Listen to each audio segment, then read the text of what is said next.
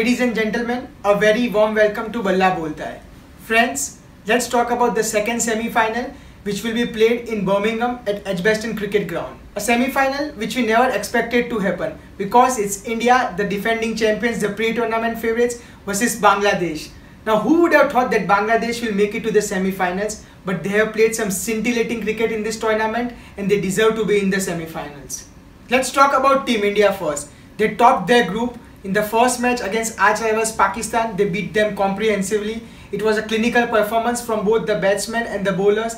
In the second match against Sri Lanka, they lost. But it was an eye-opener for Indian team. And come the third match, it was the virtual quarter-final versus South Africa. And Indian team brought their A game and managed to beat South Africa comprehensively, and that's how they qualified for the semi-finals. Going into the semi-final, India have got all the boxes ticked. Their batsmen are in very good form. The love affair of Rohit Sharma and Shikhar Dhawan with ICC tournament goes on and on, especially Shikhar Dhawan. In 3 matches, he has scored 2 half centuries and 1 century. ViratKohli, King Kohli as always is among the runs. Yuvraj Singh scored a power-hitting match-winning 50 against Pakistan. And even Mahendra Singh Dhoni got some good time in middle against Sri Lanka. So overall, if you look at the Indian batting lineup, it's in very good form.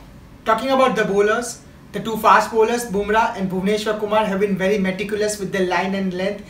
Especially Bumrah took the new ball against South Africa and was bang on with his Yorkers, slower ones, and picked up crucial wickets. If you look at the Indian fielding, it has been a little bit sloppy in the first 2 games against Pakistan and Sri Lanka, but the fielding improved against South Africa. They created chances and they created 2 crucial runouts of 2 big players, A.B. de Villiers and David Miller. Little bit of concern regarding Jadeja's form. He's still not at his best, but he showed glimpses to his best in the game against South Africa, and Jadeja will be very crucial in semi-final because a left-arm spinner is always handy against Bangladesh. What sort of combination will Team India opt for in the semi-final? In the last game against South Africa, they played Ravichandran Ashwin. It was the right decision. He's your #1 bowler, your premier spinner, so Ashwin should play in the semi-final as well. I will just make one change. Play Umesh Yadav in place of Kedar Jadhav, play an extra fast bowler. It takes off pressure of Hardik Pandya. Honestly, Hardik Pandya is not a 10-over bowler. On good days, he will give you 6-7. But you can't rely on Hardik Pandya to bowl 10 overs for you. And with Umesh Yadav in the side, it also gives Kohli an attacking option. Still, you have got Jadeja at 7, Ashwin at 8, and both of them can bat. And they bat deep. So I think Umesh will play instead of Jadhav. Let's talk about Bangladesh. The fans back home in Dhaka, in Chittagong, all must be over the moon because it's a big occasion for Bangladesh cricket. This is the first ever semi-final which Bangladesh will be participating in any ICC tournament.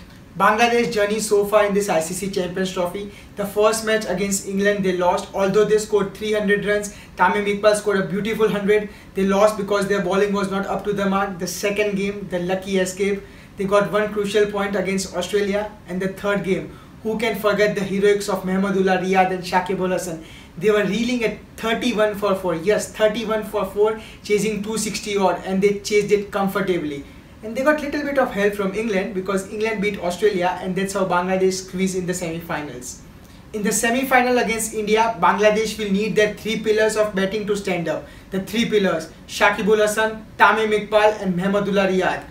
Tamim Iqbal has already scored 2 centuries in this tournament, has been in very good form, puts a price on his wickets and bats long. And we all know what Shakib and Mahmudullah did against New Zealand, the historic partnership in Cardiff, and it gives the team a self-belief that they can compete against the best team in the world.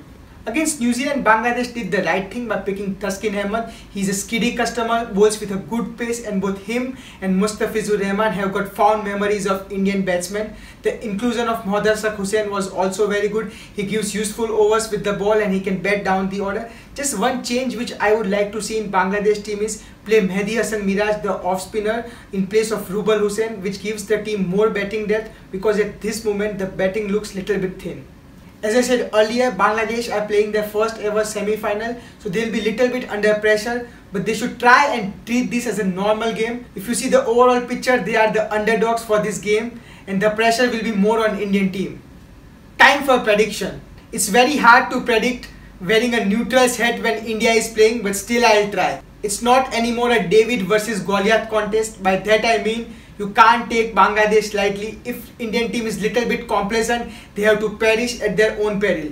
But overall, India are the overwhelming favourites for this semi-final, and Bangladesh must punch above their weight if they have to beat India. This is Manan Patel for Balla Bolta Hai.